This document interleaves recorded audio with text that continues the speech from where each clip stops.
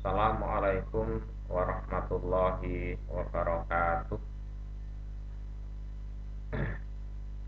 Alhamdulillah kita bisa bertemu lagi, dan pada kesempatan kali ini kita akan membahas tentang bersemangat dalam beragama tapi bodoh.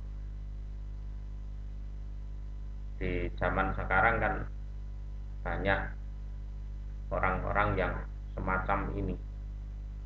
Jadi semangat beragamanya itu luar biasa, tapi tidak diiringi dengan keilmuan yang mumpuni, sehingga pada akhirnya murtad, malah murtad, atau pada akhirnya bisa terjadi saling bunuh, pertumpahan darah, atau minimal terjadi bersih tegang, padahal sama-sama Islamnya, atau minimal ada rasa hasut, iri, dengki yang tentunya itu sangat mengganggu dalam beragama, ya, sangat mengganggu dalam beragama.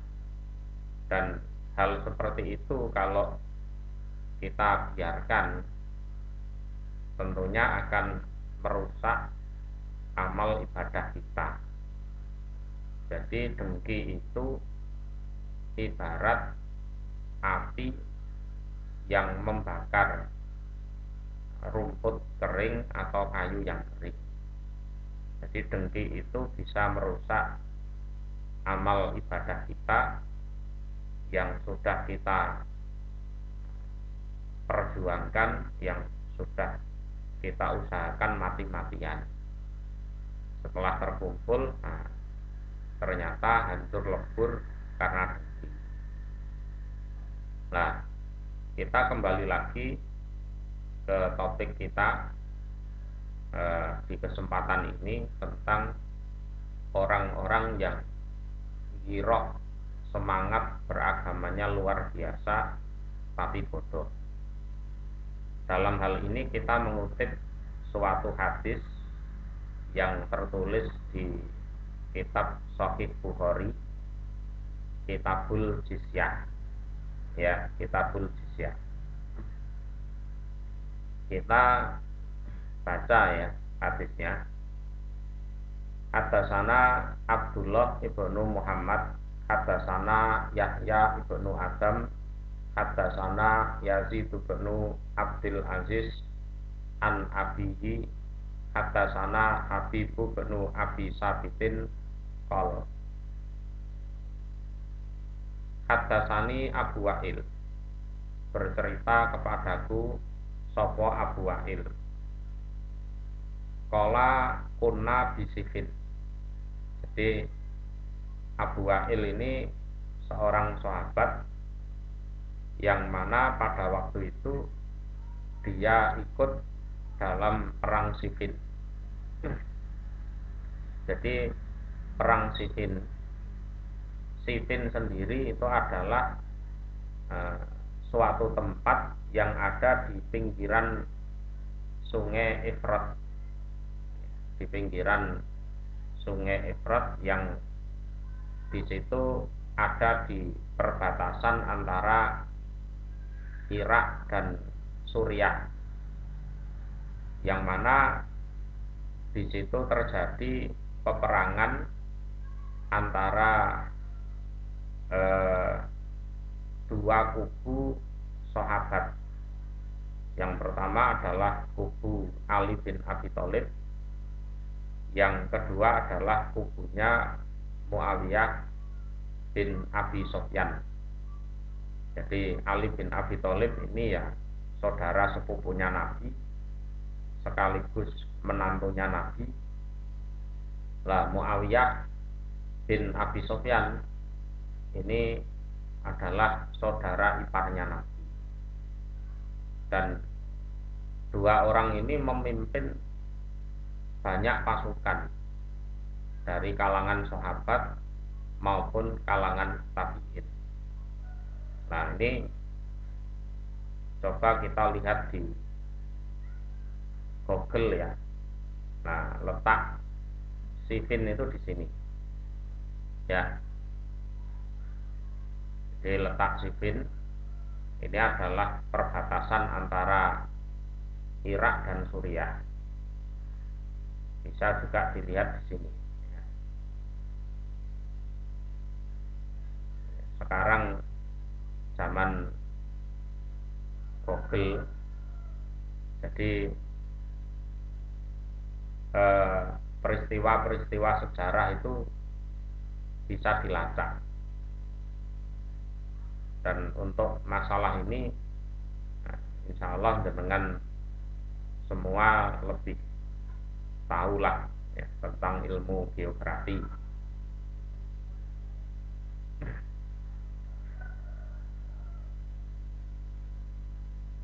Jadi saat itu Abu Wa'il menceritakan bahwa dia ada di perang Siffin. Nah, saat itu Fakoma Sahel ibnu Hunayf, lalu berdirilah seseorang yang namanya Sahel bin Hunayf. Ini seorang sahabat yang di zaman Rasulullah dulu pernah kena penyakit ain ya, atau penyakit sawan. Jadi alhamdulillah umurnya panjang. Sahel bin Hunayf ini berusaha mendamaikan antara kedua belah pihak, baik pihak Ali maupun pihak Muawiyah. Faqala ayyuhan nas ittahimu anfusakum. Dia mengatakan, wahai manusia, kalian supaya berprasangka jelek terhadap diri kalian masing-masing. Artinya kalian jangan nuruti pendapat kalian sendiri-sendiri. Ya, kalian jangan mengikuti prasangka kalian sendiri-sendiri. Ya, sehingga kalian saling bunuh, saling memerangi. Jadi ceritanya Sahal bin Hunayf itu menasehati dua belah pihak. Maksudnya begini, Ali bin Abi Thalib ini adalah orang beriman, berikut seluruh pasukannya. Kemudian Muawiyah bin Abi Sufyan ini juga orang beriman, berikut seluruh pasukannya. Ya. Nah, orang beriman itu tentunya punya giroh, punya semangat dalam beragama, punya pendapat, punya ide, punya gagasan, punya visi dan misi untuk kebaikan agama itu. Ya. Cuma setelah itu mereka itu tidak sadar dalam mewujudkan gagasannya, idenya itu harus memerangi saudara seiman. Itulah masalahnya. Jadi masing-masing itu punya giroh, punya semangat dalam beragama, lalu memperjuangkan semangatnya masing-masing, tapi tidak sadar dalam memperjuangkan visi dan misinya itu ternyata nyenggol saudara seiman, sehingga terjadi ya bersih tegang, bahkan saling bunuh. Nah, itulah masalahnya. Jadi semangat ya silahkan, semangat beragama, tapi jangan egois. Ya, tapi jangan egois. Jadi merasa benar, merasa ahli surga, terus merasa lawannya itu salah, lawan bicaranya salah terus nekat. Nah, ya kalau lawannya orang musyrik. Nah, kalau lawannya itu sesama orang beriman, sesama orang Islam, wah itu nanti akhirnya ya terjadi perang sifin ini. Itu loh. Jadi Ali orang baik, Muawiyah orang baik, masing-masing punya visi dan misi, semangat untuk menegakkan Islam. Ya, ya, tapi ternyata mereka lupa bahwa perjuangannya untuk menegakkan Islam itu ternyata harus melukai saudara seiman. Maka Sahal bin Hunayf mengatakan, ittahimu anfusakum. Jadi kalian jangan egois. Jadi pendapat kalian masing-masing itu dirim, ya, dirim. Walaupun mungkin kalian merasa benar, dua belah pihak itu merasa benar, harus bisa ngerim, harus bisa berpikir sehat. Jangan sampai punya semangat beragama yang luar biasa tapi ternyata bodoh. Terus Sahal bin Hunayf ini memberi gambaran kepada dua belah pihak. Gini loh, fa inna kunna ma'a Rasulillahi sallallahu alaihi wasallam yaumal Hudaybiyah. Kita dulu, ya, aku Sahal bin Hunayf, kamu juga Ali, ya, dan ini kebanyakan sahabat yang ikut perang Siffin. Apa ndak ingat bahwa kita semua dulu itu loh pernah melewati suatu peristiwa yang luar biasa, yaitu pada harinya perjanjian Hudaybiyah. Walau naro kitalan lakotalna, waktu itu kondisi itu juga sudah panas. Orang musyrik ya sudah panas, istilahnya al-hamiyah, hamiyatal jahiliyah, ya. Jadi mereka panas seperti panas-panasannya orang jahiliyah. Sementara para sahabat yang datang dari Madinah itu juga panas. Sudah jauh-jauh dari Madinah pengen umroh, hanya pengen umroh itu loh. Lah kok dihadang. Terus terjadi perjanjian Hudaybiyah. Dalam perjanjian Hudaybiyah itu pun pihak Nabi, pihak para sahabat, pihak kita maksudnya itu banyak dirugikan, ya kan, banyak dirugikan. Bener enggak? Waktu itu kita kan melewati peristiwa itu. Kenapa kita enggak belajar dari peristiwa itu? Sampai pada waktu itu faja'a Umar ibnul Khattab faqala ya Rasulullah, alasna alal haqqi wa hum alal batil. Faqala bala. Saking girohnya Umar bin Khattab itu luar biasa, sampai mendatangi Rasulullah. Wahai utusan Allah, bukankah kita ini netepi kebenaran, ya, terus orang-orang Quraisy itu netepi barang batil, ya, bukankah agama kita benar dan agama mereka salah? Rasulullah ya menjawab, iya benar, iya benar, kita benar mereka salah. Faqala alaisa qatlana fil jannah wa qatlahum finnar. Qala bala. Umar juga ngomong, bukankah kita Nabi kalau nekat perang dengan mereka, kita kan masuk surga, dan mereka kalau mati kan masuk neraka. Kenapa kita harus ngalah? Ya, kenapa martabat kita kok harus diinjak-injak? Itu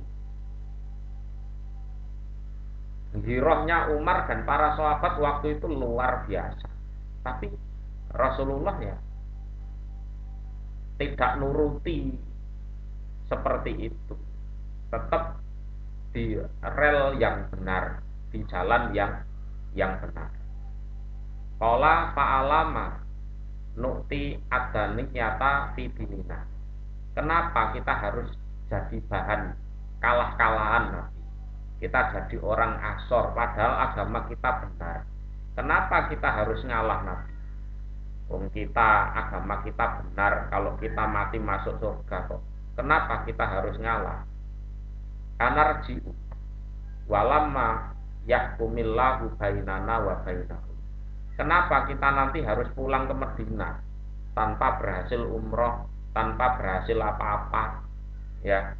Padahal Allah belum menghukumi antara kita dan antara mereka. Kalau perang kan enak Nabi, ya kan? Ya, perang kan enak. Kita mati masuk surga, mereka mati masuk neraka. Agama kita benar, agama mereka salah. Ya kalau kita mati, kalau kita menang kan lumayan Nabi, kan gitu. Pikirannya Umar bin Khattab seperti itu. Ya, cuma di sini fakola ya benal Khattab ini Rasulullah walan walan yudhayyi ani walan apa yudhayyi ani Allahu abada. Jadi gini Umar ya bin Khattab, aku ini adalah utusan Allah dan aku yakin Allah tidak akan menyia-nyiakanku untuk selama-lamanya. Sudah ya ini. Jadi giroh, semangat dalam beragama itu kalau tidak diimbangi ilmu yang mumpuni, jadinya ngawur, ya jadinya ngawur. Kemudian pantolako Umaru ila Abi Bakrin faqala lahu mislama qala lin nabiyyi sallallahu alaihi wasallam faqala innahu rasulullah walan yudayyi'ahullahu abada. Lalu Umar wadul ngomong ke Abu Bakar sama seperti yang diomongkan Umar ke Nabi. Jawabnya Abu Bakar ya sama. Umar, Nabi Muhammad itu utusan Allah, ya, dan Allah tidak akan menyia-nyiakan beliau untuk selama-lamanya. Sudah, kamu harus bisa menahan diri, ya, harus bisa menahan diri. Fanazalat suratul Fathi.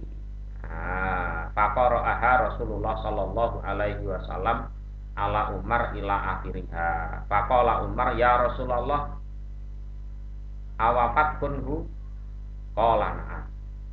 Terus tidak lama kemudian diturunkan surat Al-Fatah.